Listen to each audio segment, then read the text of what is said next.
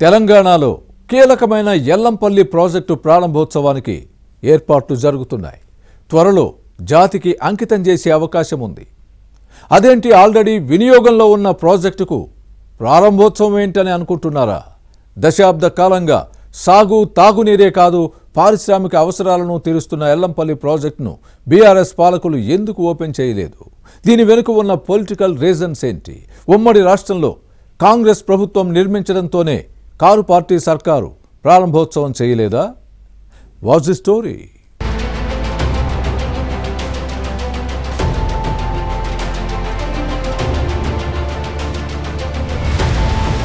దశాబ్ద కాలం క్రితం నిర్మాణం పూర్తయిన ఎల్లంపల్లి ప్రాజెక్టును జాతికి అంకితం చేసేందుకు ఏర్పాట్లు జరుగుతున్నాయి. ముఖ్యమంత్రి రేవంత్ రెడ్డి చేతుల మీదుగా ప్రారంభోత్సవానికి చర్యలు చేపట్టారు. ఇటీవల కురిసిన వర్షాలు, వరదలతో శ్రీపాద ఎల్లంపల్లి ప్రాజెక్టు జలకళను సంతరించుకుంది. మంచిర్యాల, పెద్దపల్లి జిల్లాల పరిధిలో ఉన్న ఈ ఎత్తిపోతల పథకాన్ని జలయజ్ఞంలో భాగంగా ఉమ్మడి ఆంధ్రప్రదేశ్ ముఖ్యమంత్రి వైఎస్ రాజశేఖర రెడ్డి 2004 జూలై 28న శంకుస్థాపన చేశారు. సగానికి పైగా పనులు పూర్తయిన తర్వాత వైఎస్ఆర్ మృతితో నిర్మాణంలో వేగం తగ్గింది. అనంతరం ముఖ్యమంత్రులు రోషయ్య, కిరణ్ కుమార్ రెడ్డి హయాంలో నిధులను కేటాయించారు.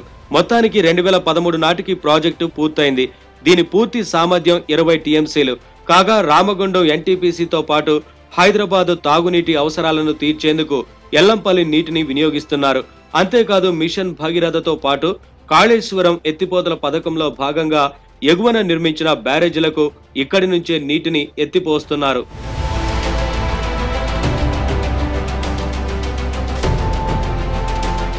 వాస్తవానికి తెలంగాణ అవతరణ నాటికే ఎల్లంపల్లి ప్రాజెక్టు వినియోగంలోకి వచ్చింది.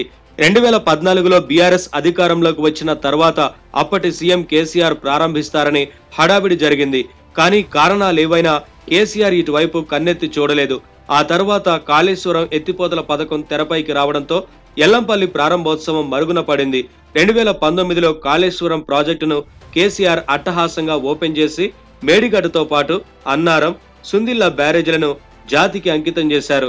కానీ అంతకు ముందే కాంగ్రెస్ హయాంలో నిర్మించిన ఎల్లంపల్లి ప్రాజెక్టును మాత్రం పరిగణలోకి తీసుకోలేదు. ఎల్లంపల్లి ప్రాజెక్టు క్రెడిట్ కాంగ్రెస్ ప్రభుత్వానికి దక్కుతుంది. దీంతో కేసీఆర్ పట్టించుకోలేదన్న విమర్శలు ఉన్నాయి. అన్నిటికీ మించి కాంగ్రెస్ నేత, మాజీ స్పీకర్ శ్రీపాదరావు పేరిట ప్రాజెక్టు ఉంది. ఈ కారణంగానే బీఆర్ఎస్ ప్రభుత్వం ప్రారంభించలేదన్న వాదనలు ఉన్నాయి.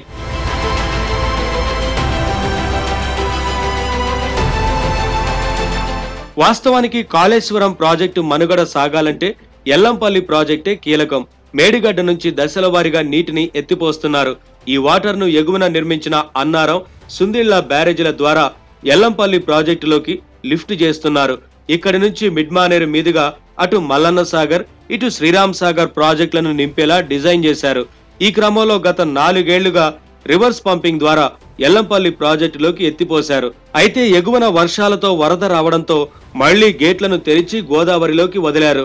దీంతో కాళేశ్వరం ఎత్తిపోతల పథకం కాదని, తిప్పిపోతల పథకమని అప్పట్లో ప్రతిపక్షాలు విమర్శించాయి. అయినా బీఆర్ఎస్ ప్రభుత్వం పట్టించుకోలేదు.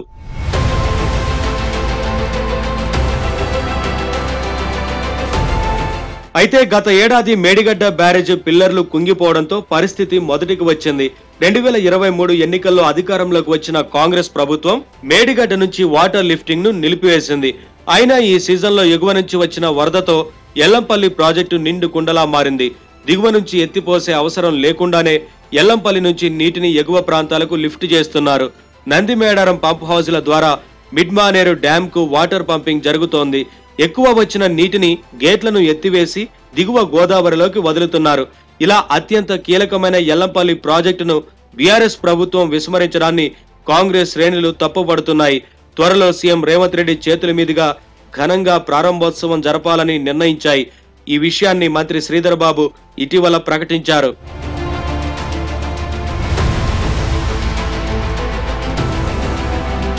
మొత్తం మీద రాజకీయ కారణాలతో ఒక ప్రధాన ప్రాజెక్టును గత బీఆర్ఎస్ ప్రభుత్వం ప్రారంభించకపోవడం తీవ్ర విమర్శలకు తావిస్తోంది. ప్రజోపయోగ పథకాల విషయంలో ఎందుకింత వివక్ష అనే ప్రశ్న వస్తోంది.